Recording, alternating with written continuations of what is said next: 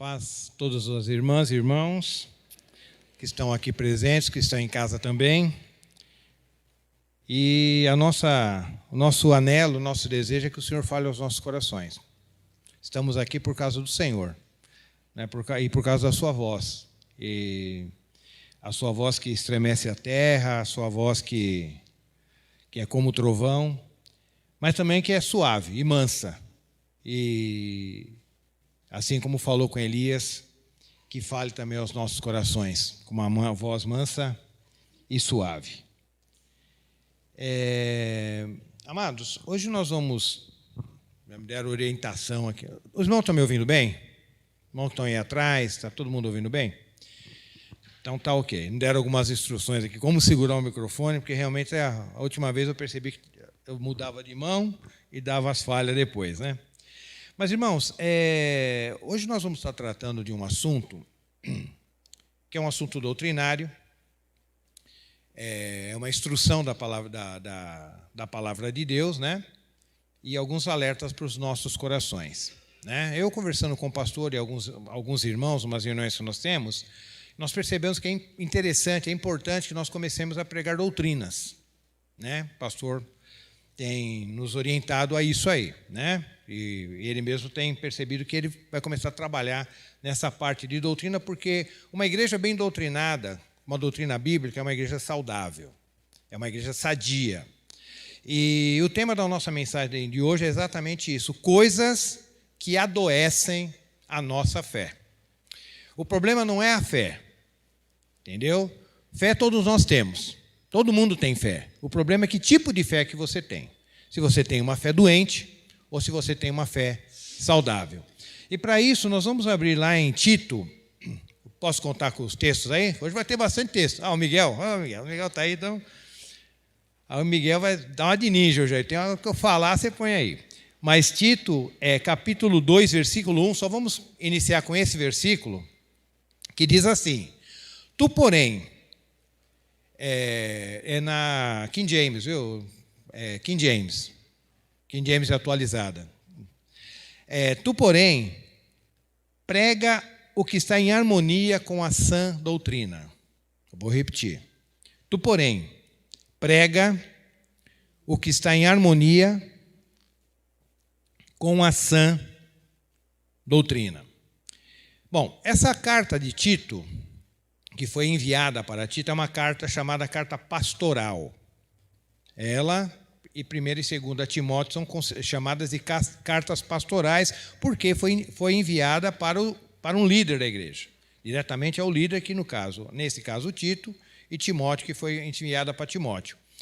E o objetivo dessas cartas pastorais normalmente é instruir a igreja.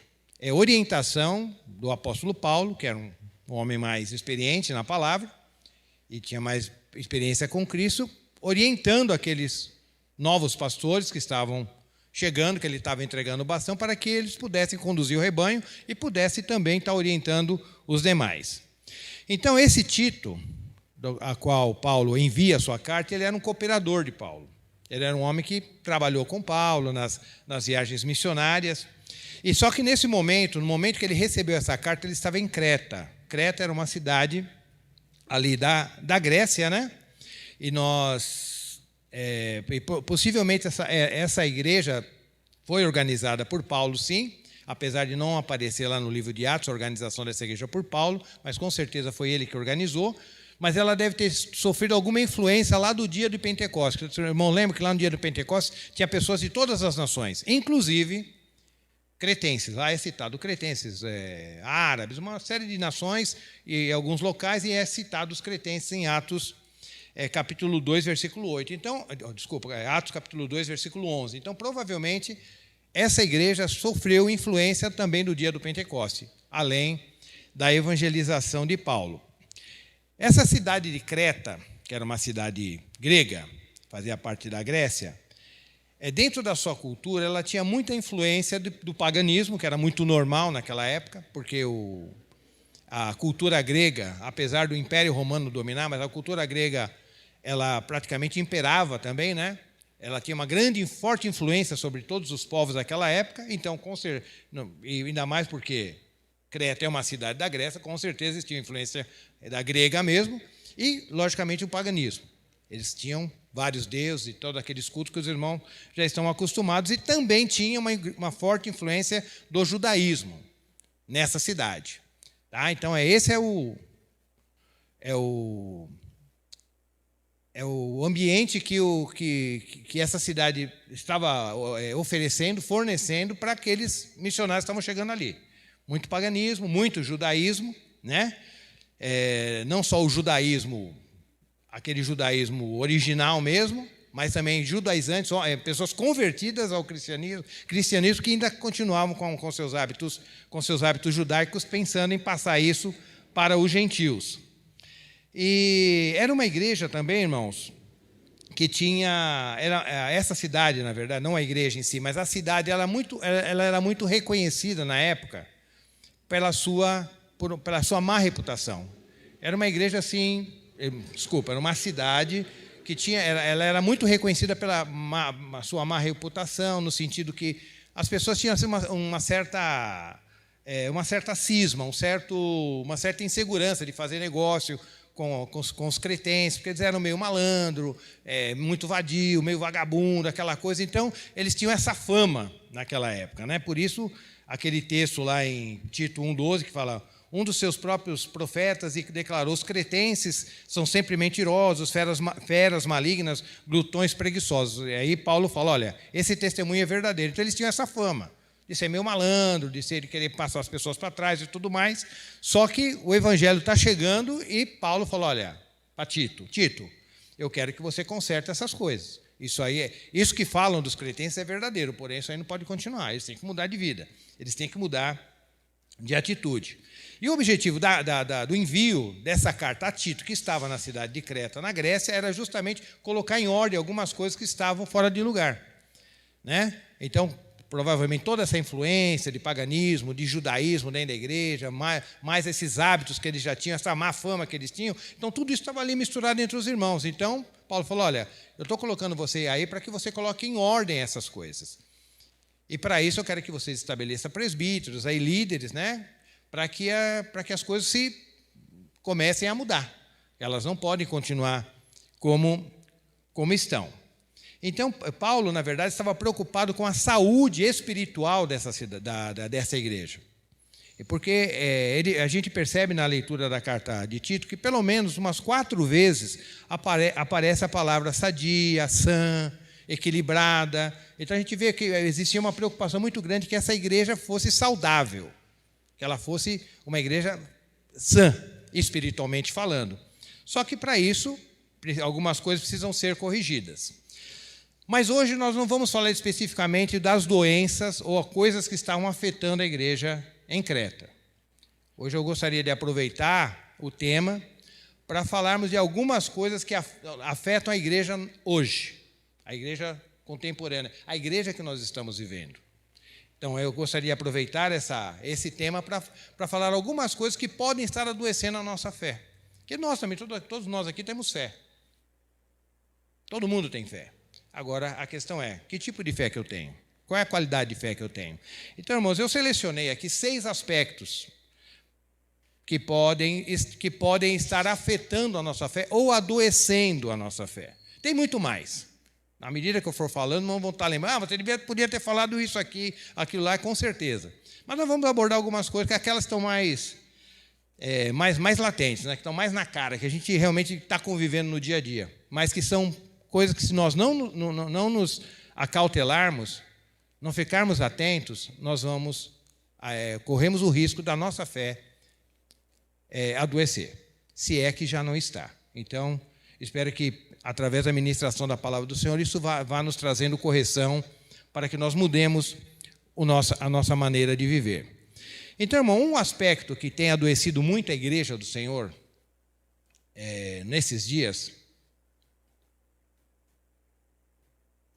que creio que não vai ser novidade para ninguém, é a medicina versus a cura divina. O que eu quero dizer? Hoje nós, os evangélicos, nós achamos que Deus, ele é contra a medicina. Eu não estou dizendo que os irmãos aqui tenham isso aí. mas talvez já tiveram um dia na vida, ou até tenham aí hoje. Então, mas assim, de uma forma geral, os cristãos evangélicos são induzidos a pensar que Deus tem alguma coisa contra a medicina, que Deus não gosta da medicina, que Deus é inimigo da medicina. Então, eu quero dizer para os irmãos de cara, Deus ama não só a medicina, como os médicos. Tá? E lá em Marcos, capítulo 2, versículo 17, não sei se vocês não lembram, quando Jesus estava lá na casa de Mateus, Mateus convidou ele para... Quando ele foi escolhido para ser, quando Mateus foi escolhido para ser um dos apóstolos, ele fez uma festa para Jesus. Jesus foi lá e tinha um monte de publicano, gente de tudo quanto era tipo, e os fariseus olhou e falaram: mas o mestre de vocês come com esse pessoal aí, publicano, ladrão, prostituta, ele come com todo esse pessoal? Aí Jesus respondeu para os fariseus dessa maneira: ao ouvir tal juízo que os fariseus tinham feito, Jesus lhes ponderou: não são os que têm saúde que necessitam de cura. É isso que está ali? Hã? Parece que é um detalhe bobo, né? Mas é um detalhe muito importante. Jesus poderia estar falando: não são os que têm saúde que necessitam de um milagre. Não são os que têm saúde que necessitam de cura. Não são os que não têm saúde que precisam de remédio. Não são os que têm saúde que necessitam de médico.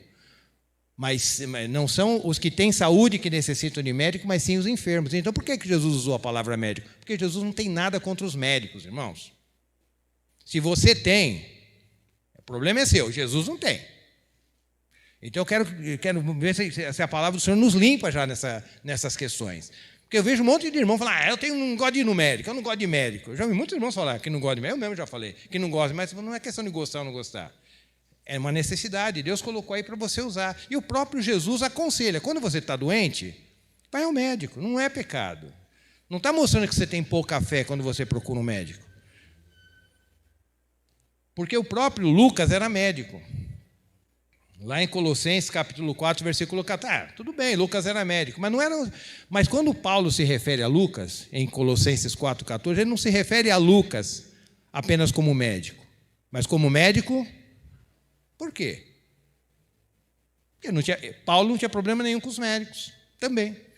E olha que Lucas via Paulo fazendo milagre um atrás do outro. Né? Podia até estar dando um prejuízo para Lucas. A gente até brincou aqui, né? O Lucas ficava no prejuízo. Eu vou lá receitar uma receita para a pessoa, Paulo vai lá e cura. Mas não tinha nada a ver. Ele continuou, apesar de Lucas escrever Lucas, o Evangelho, escrever Atos, ele continuou exercendo a sua função de médico. Porque Paulo podia chamar Lucas de qualquer... Lucas, o meu cooperador. Lucas, o servo do Senhor que me ajuda. Não, mas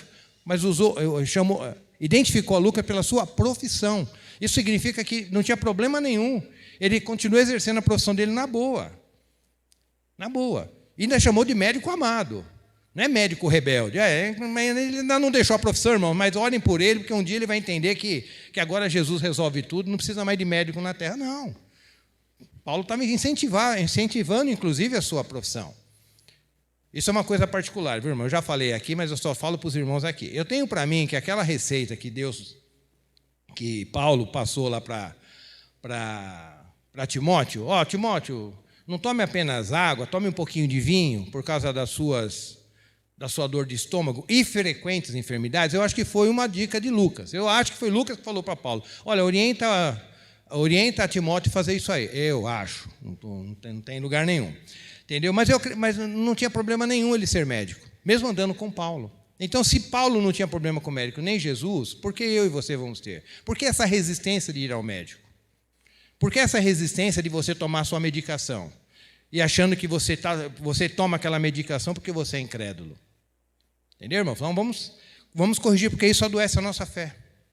Isso adoece a nossa fé. Lembra do que o pastor falou a semana passada, da pessoa que deixou de tomar os remédios para colesterol, diabetes, não sei, e acabou falecendo? Esse não é um caso isolado, irmão. Conheço alguns casos assim. Pessoas que abandonam o tratamento em nome da fé. Muita fé, né? Mas pouco juízo, né? Mas sem juízo nenhum. Uma fé sem entendimento. Então, nós devemos ser cuidadosos quanto a isso. Lá em 2 Crônicas, irmãos, capítulo 16, versículo 12... estou preocupado com o horário já. Hoje o pastor não está aqui para mim. Falou, pastor, continua semana que vem. Mas vamos lá, vamos ver até onde a gente pode ir. Crônicas, capítulo 16, 16, versículo 12, diz assim: no 30º ano do reinado, no 39º ano do seu reinado, caiu Asa doente dos pés, e a sua enfermidade era em extremo grave. Contudo, ainda que tivesse passado muito mal e fosse mortal seu estado, não buscou o socorro de Yahvé, o Senhor, mas tão somente nos médicos de sua confiança. Então esse Asa foi um grande rei, um bom rei, né? Começou muito bem, depois ele fez uma aliança lá com o rei da Síria, que não era para ele ter feito, foi repreendido pelo profeta, o profeta acabou sendo preso por Asa. Asa se revoltou com esse profeta, porque esse profeta falou em nome do Senhor uma coisa que ele não gostou, e matou outras pessoas e acabou ficando doente dos pés. Não por consequência dessa rebelião, mas ele ficou doente dos pés. E o texto fala que, ao invés de ele buscar o Senhor, ele procurou os médicos da sua confiança. E tem muitas pessoas que se apoiam nesse texto dizendo que, está vendo? Se Asa tivesse buscado a Deus, ele não ficaria doente dos pés. Ou ele teria sido curado. Ou ele não foi curado porque confiou mais nos médicos do que em Deus. Então as pessoas se baseiam nisso, mas não vê o que... A questão de Asa não foi... A confiança dele, a incredulidade dele não começou ali. A incredulidade dele já tinha começado bem lá atrás. Ali só foi uma consequência. E o fato dele ter buscado o médico não tinha problema nenhum. O problema é que ele não buscou o Senhor, ele podia buscar os dois. Não tem problema nenhum. Buscar os médicos da confiança dele e buscar o Senhor também. Não teria problema nenhum. Mas por que ele só procurou o médico? Porque o coração dele já estava afastado do Senhor. E a gente também tem que entender, irmãos, que é uma outra coisa que acontece no nosso meio, que nós achamos na nossa cabeça que nós ficamos doentes porque nós realmente não temos fé, somos incrédulos, mas se nós tivéssemos mais fé, fôssemos pessoas mais espirituais, fossem homens de Deus como A, como B, como C, nós não ficaríamos doentes. E a Bíblia também nos ajuda nisso aí. Muitos homens de Deus na Bíblia ficaram doentes, irmãos. Muitos homens de Deus. E não é vergonha para ninguém. Hoje em dia tem irmãos que, porque eles defendem essa doutrina da cura divina, que Deus cura tudo, que quando ele fica doente, ele fica até com vergonha, ele não pode comentar na igreja que ele está doente. Não sabiam disso? Que alguns irmãos ficam com vergonha de falar que estão doentes, porque se ele é uma pessoa que ora para que as pessoas sejam curadas, como é que ele pode ficar doente? É uma incoerência. Então ele não fala para ninguém. Sofre sozinho, se esconde, vai viajar, fala que está viajando, sei lá, inventa uma história, mas da igreja não pode saber que eu estou doente. A seriedade da coisa? Porque aquilo vai ser um escândalo, é quase um escândalo para a igreja. A igreja vai se escandalizar porque o líder deles está doente. Porque se ele é um homem de Deus, como é que ele pode ficar doente? Vendo como é que a coisa vai longe? Mas na Bíblia, os homens de Deus ficavam doentes? Ficavam. Olha, então vou usar só um exemplo. O Timóteo, todo mundo já sabe. Ele não tinha só problema no estômago, ele tinha frequentes enfermidades. Ele vivia doente, Timóteo. Ô, irmão Timóteo, prega domingo, né, irmão? Vou ver, se eu estiver bem eu vou, senão, se eu estiver mal, o irmão vai me desculpar. Já era sobreaviso, vivia doente. Tinha um outro irmão chamado Trófimo, que Paulo deixou doente lá em Mileto, capítulo 4, versículo 20, 2 Timóteo. Epafrodito, ele teve uma doença quase até a morte, lá no livro de Filipenses. Paulo pediu a Deus misericórdia para que ele não perdesse aquele irmão, que era um irmão muito estimado. Mas por que Paulo não orou por Timóteo? Por que não curava todo mundo? Curava até com lenço. Por que não curou isso? Porque nós, como na nossa vida, temos que aprender a conviver com isso. E uma vez uma pessoa chegou para mim e falou: mas eu não acredito que as pessoas ficam doentes porque eles realmente não têm fé. Porque se a pessoa é de Deus mesmo, ele é um servo de Deus, é um homem de Deus, ele não fica doente. Eu falei: você acha que não? Eu falei: então tá bom. Eu vou mostrar um homem de Deus que ficou doente. Ele não só ficou doente, ele morreu com a doença que ele teve. Vamos abrir lá em 2 Reis, capítulo 13, versículo 14. Eu até brinquei com a pessoa, mas tem que ser homem de Deus, né? Falar, tem que ser, se você achar um homem de Deus na Bíblia, falar um homem de Deus, assim, uma pessoa que faz o machado flutuar, assim, você acha que é homem de Deus?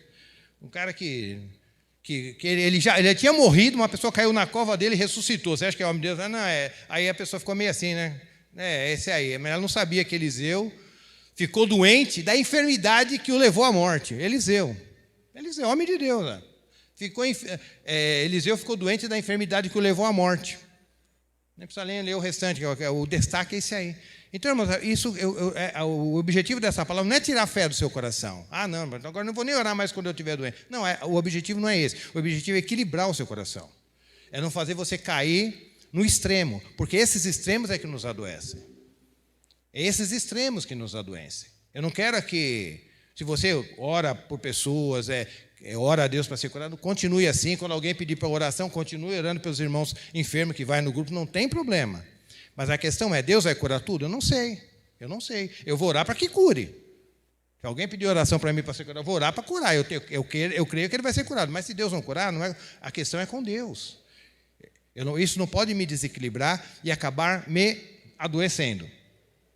Uma outra coisa, irmãos, que tem adoecido a igreja na atualidade é a teologia da prosperidade. Eu sei que os irmãos já estão careca de ouvir sobre isso, mas vamos ouvir mais uma vez. Eu não me desgosto de falar as mesmas coisas, porque é segurança para vós. Foi o que Paulo falou lá para os Filipenses. Então, se é para repetir, é coisa boa, vamos repetir. E tem um texto lá em Isaías, capítulo 1, versículo 19, falou: se vocês ouvirem e forem obedientes, vocês vão ter o melhor da terra. Isaías 1, 19. Então, as pessoas baseadas nisso falam: então, está vendo? Se eu for obediente a Deus, Deus vai me dar o melhor. Eu vou ter o melhor carro, vou ter melhor casa, vou ter melhor salário, vou ter o melhor tudo.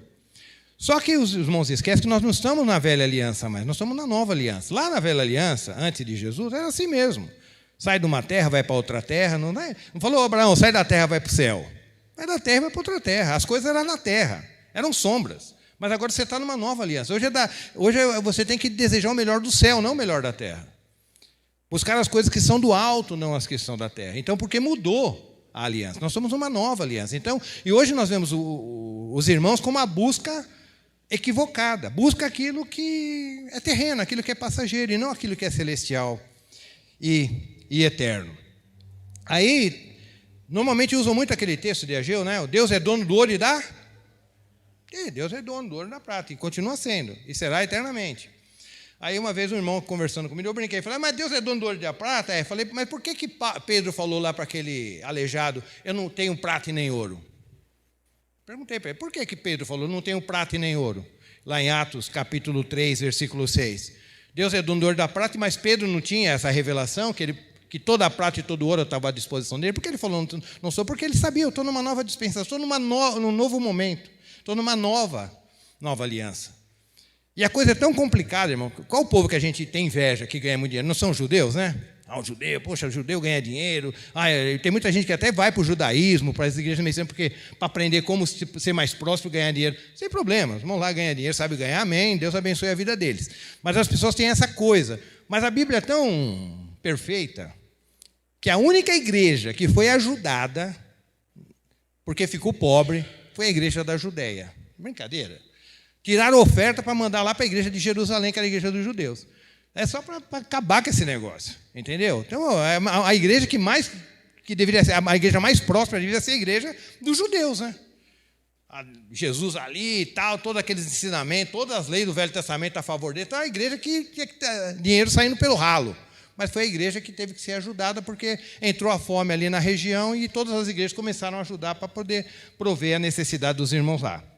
Então, irmãos, sejamos felizes com aquilo que nós temos. Não estamos fazendo ninguém, quero que ninguém aqui faça voto de pobreza. Sejamos felizes com aquilo que nós temos e vamos eliminar a avareza no nosso coração, tá? Hebreus 13, 5, né? Ter uma vida sem avareza e sempre contente com aquilo que nós temos. E outra coisa também, irmãos, que tem nos atrapalhado a nossa saúde espiritual, é uma outra teologia, que é mais leve, mas é perigosa também, que é a teologia do triunfo. Triunfalismo. Vai dar tudo certo na tua vida, irmão. Esquenta a cabeça, não. Se você tiver fé, vai dar tudo certo. Tem até uma música, né? Vai dar tudo certo. Se você colocar sua fé em ação, vai dar tudo certo. Mas não é isso que a Bíblia fala. Não é isso que a Bíblia fala. Se você tem que colocar sua fé em ação, as coisas vão acontecer de acordo com a vontade de Deus. Não, mas se você estiver na prova, não, Deus vai sempre te tirar, Deus vai sempre te livrar, Deus vai sempre resolver os seus problemas, você vai estar sempre feliz, vai estar sempre para cima. Mas não é assim que funciona, irmãos. Não é assim que os nossos irmãos lá no passado viviam. No capítulo 12, de 1 a 8 do livro de Atos dos Apóstolos, tem dois servos de Deus que passaram pelo mesmo problema, mas o resultado das suas vidas foram diferentes. Tiago e Pedro. Os dois foram presos. Tiago foi morto ao fio da espada. Cortaram o pescoço de Tiago. E Tiago era um homem de fé, né? Era um homem de Deus. Mas aí Herodes foi lá e cortou o pescoço dele, aí todo mundo ficou contente, aí prendeu Pedro, falou, eu vou fazer a mesma coisa com Pedro. Aí Deus foi lá e livrou Pedro, mandou um anjo lá na cadeia, livrou Pedro. Mas por que Deus livra um e não livra o outro? Porque Deus, é a soberania dele. Então nem sempre as coisas vão dar do jeito que você está planejando. Às vezes sim, às vezes não, mas a questão é, Senhor, essa situação está na sua mão. Eu gostaria que todas as situações da minha vida terminassem bem, mas nem sempre é assim. Nem sempre é assim, mas eu sei que, independente do resultado final, o Senhor é comigo. O Senhor está me guardando. O Senhor está me orientando dentro dessa situação. Uma outra coisa, irmãos, que adoece a nossa fé. O som está normal aí? Estava normal? Uma outra coisa que adoece a nossa fé, irmão, é deixar de congregar. Um detalhe. Não vou mais na igreja, não. Na igreja está todo mundo errado, os irmãos olham para mim, irmão, tem 50 motivos para não ir na igreja e um para ir, né? Então, não dá, não vou mais, e uma série de coisas. E aí, principalmente agora, no período da pandemia, e culto virtual, aí maravilha, né? Aí que eu não vou mesmo, né? Estou em casa, Deus está em todo lugar. Só que congregar, irmão, é bíblico. Você gostando ou não. Estar aqui, é bíblico. Não ponha na sua cabeça que o culto virtual vai substituir o presencial. Isso não existe. Hebreus é muito claro, não deixando de congregar, como é o costume de alguns. Hebreus 10, 25 é muito claro, não deixa de congregar. Porque é aqui que você vai ser estimulado, é aqui que você vai ser orientado, é aqui que você vai ser aconselhado. Mas tem uma meia dúzia de irmãos lá. Tinha uma mulher chamada Jezabel lá na igreja de Tiatira, lá no Apocalipse. Mas também tinha alguns irmãos lá que andavam de branco diante de Deus. Então, tem a Jezabel e tem aqueles irmãos que andam de branco, vão procurar os irmãos de branco, vão ficar com aquele espiritual. Então, não é possível que toda a igreja está toda corrompida. Sempre Deus tem misericórdia, deixa uma meia dúzia lá, né? Então, mas o congregar é bíblico. Nós temos que estar junto com os irmãos, estimulando, aconselhando uns aos outros. E Paulo, quando fala lá em Coríntios, fala, quando vocês se reúnem, um tem salmo, um tem doutrina, um tem revelação, um tem língua, um tem interpretação. E por quê? Para a edificação da igreja. Porque é através dos dons de cada um que Deus vai nos edificando. Um outro detalhe, irmãos, que também adoece a igreja, é que a igreja, ela se fundamenta em Jesus Cristo, irmão. O fundamento da igreja é Jesus Cristo. Ninguém pode lançar outro fundamento além desse que já foi posto, que é Jesus Cristo. Cristo é o fundamento da igreja.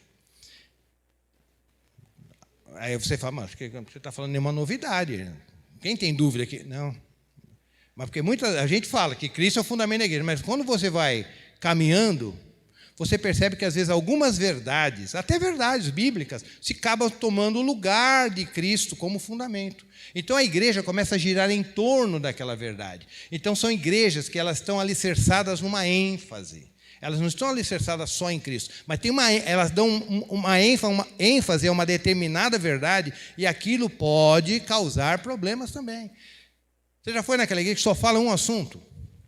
Ela só fala um determinado assunto. Ou ela só fala sobre dons espirituais. A igreja é cristã, mas o negócio ali é dom espiritual. Você conversa com o papapá, essa é a ênfase daquela igreja. Em outros lugares, a ênfase é cura. A cura é o prato principal daquela igreja. Tanto é que ele fala que é a igreja da cura, a igreja do louvor, a igreja de Cristo. A igreja de Cristo. Mas tem algum problema com os dons espirituais? Tem um problema com a cura? Não, quando as coisas estão no seu devido lugar, não tem. Mas quando você começa a fazer daquilo a ênfase, aquilo começa a se tornar o fundamento da sua vida, a sua vida gira em torno daquilo, daquela verdade específica, é perigoso. Isso pode te adoecer. Você pode ser um um músico que só toca só com um determinado acorde. Todas as músicas dele tem que ser em Lá maior. Ele só sabe tocar em Lá maior. Só a sequência de Lá, né? O Júnior sabe que eu entendo o que eu estou falando. Mas não dá para você abaixar o tom? Não dá.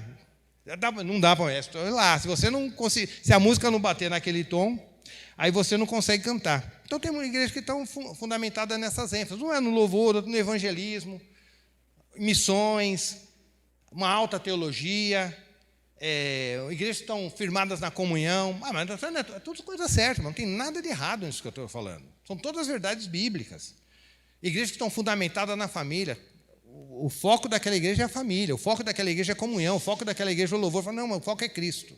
É para Cristo que nós temos que ir. Ele é o cabeça. E Ele é que vai distribuir. É Ele que vai conduzir o seu povo nas verdades que são mais importantes para aquele momento, para aquele outro momento.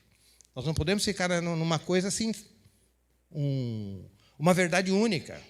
Nós não podemos trabalhar em cima de uma verdade única ou viver em cima de uma verdade única. Então, os irmãos estão entendendo? Então, quando assim acontece, a gente tem problema. Quem gosta de feijão aqui? Pouca gente gosta de feijão? Mas tudo bem. Feijão mas quem não gosta? Feijão é uma coisa errada? Feijão é um alimento ruim?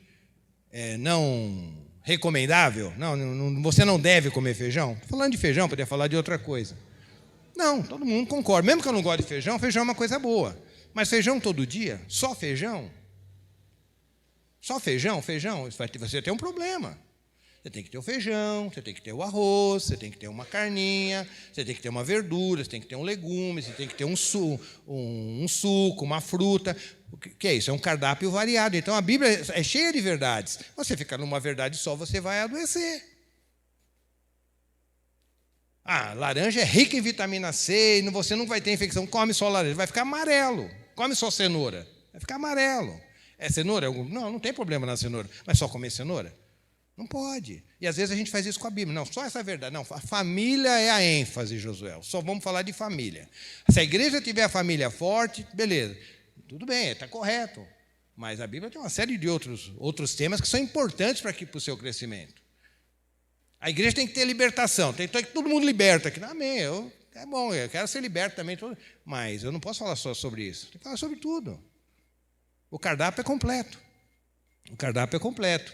E quanto mais você variar de boas verdades bíblicas, mais saudável você será. Uma outra coisa, irmão, eu vou acabar no horário, irmão. Eu estou correndo aqui um pouquinho.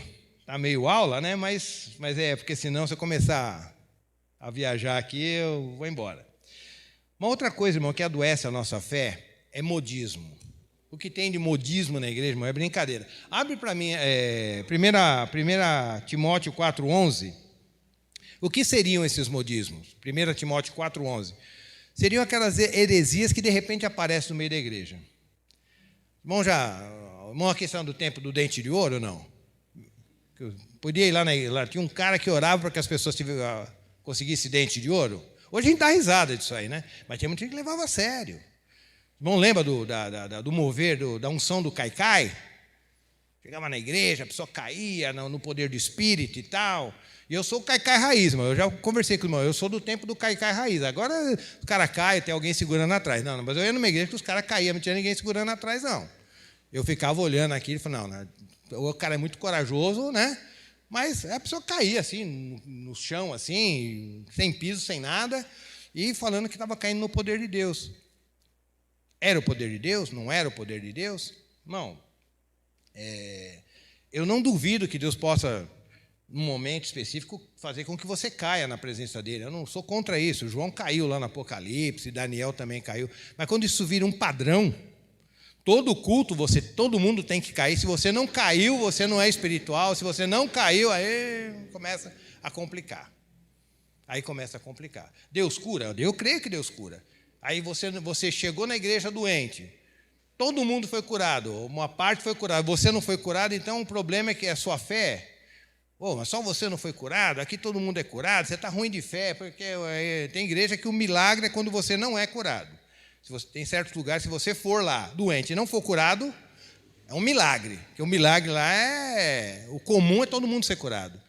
Então, o milagre acabou se tornando uma coisa comum. O extraordinário passou a se tornar ordinário. Isso vai contrário às Escrituras. Deus faz todas essas coisas, mas não dessa maneira, como as pessoas muitas vezes fazem nos seus modismos. A maldição é hereditária.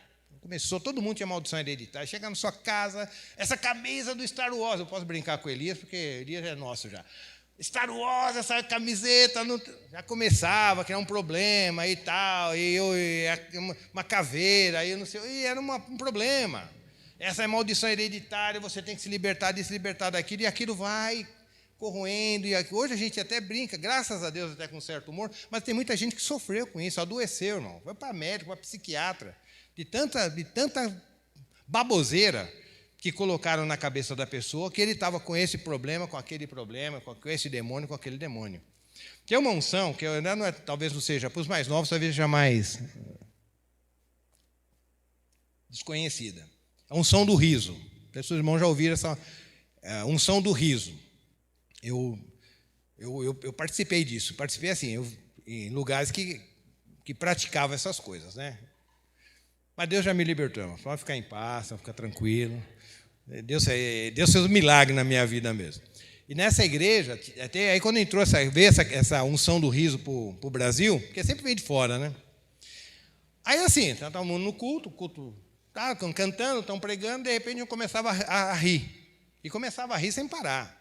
E rir, que era a risada no espírito, né? Estava rindo no espírito, né? E começava a rir, o outro começava a rir também, o outro começava a rir também, virava aquela alegria no culto, né? Aí eu não sei, às vezes você não estava com muita vontade de dar risada, né? Aí se você não desse risada, qual era a conclusão? Você não está no espírito, né? A irmã pensa, só você não consegue estar rindo? Todo mundo dando risada? Só então a irmã não está nesse problema, é com você. Pô, a igreja inteira rindo, aí você começava a rir na forçada, aí quando o pastor olhava, você começava a dar risada, aquela coisa. Então, mas isso o quê? É uma coisa doentia no meio da igreja. Aí um irmão perguntou para um outro irmão mais velho, falou, irmão, o que você acha dessa unção do riso? Isso eu vi um irmão que também passou por a experiência num vídeo e perguntou. Ele perguntou para o irmão mais velho, irmão, o que você acha dessa unção do riso? Que era a unção do Canadá, parece que eles chamavam, né? Aí esse irmão mais velho falou, irmão, eu nunca ouvi falar e não sei o que dizer dessa unção do riso.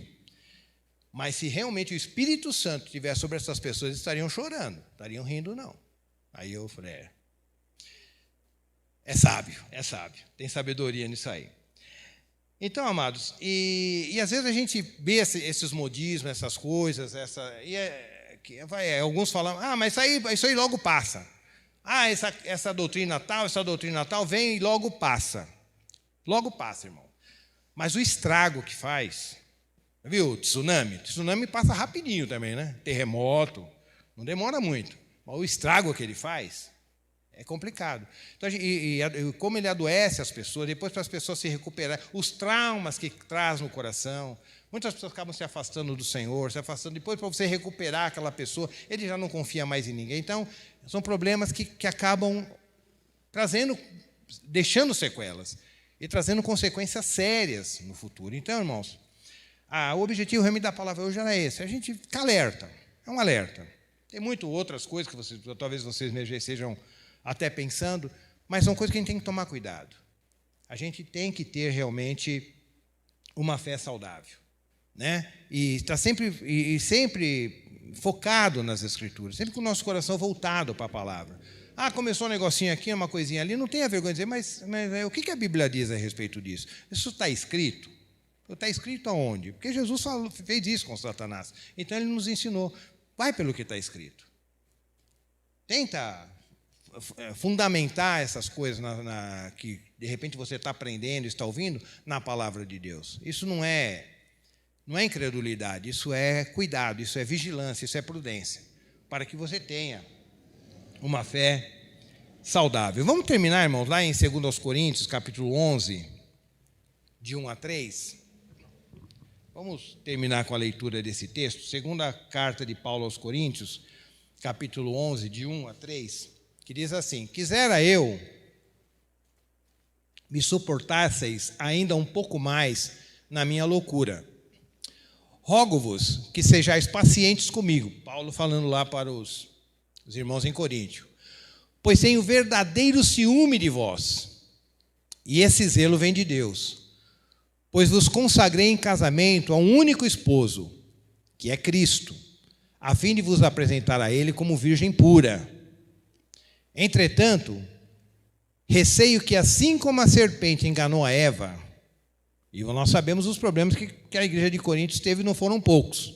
E Paulo falou, olha, eu receio que assim como a serpente enganou a Eva, com a sua astúcia, também a vossa mente seja de alguma forma seduzida e se afaste da sincera e pura devoção a Cristo. Em outras palavras, eu tenho medo que a mente de vocês seja corrompida e vocês adoeçam e se afastem do Senhor. Amém, irmãos? Então, que nós lutemos para que tenhamos uma saúde espiritual verdadeira.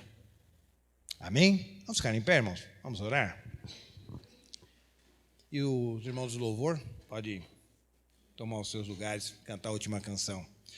Sim, Pai, nós te damos graças, ó Deus, pela sua palavra, que ela tenha trazido luz aos nossos corações, que possa nos libertar, ó Deus, que o Senhor sabe quantas coisas tem nas nossas vidas que ainda não precisam ser quebradas por Ti, limpas por Ti, mas eis-nos aqui, ó Pai. Estamos aqui para que sejamos trabalhados pelo Senhor. Muito obrigado, Pai, por cada ato desse culto e que o Senhor possa, a cada dia, Senhor, estar acrescentando aquilo que nos falta para que pareçamos mais com o Senhor. Pois é em nome de Jesus que nós oramos e agradecemos. Amém.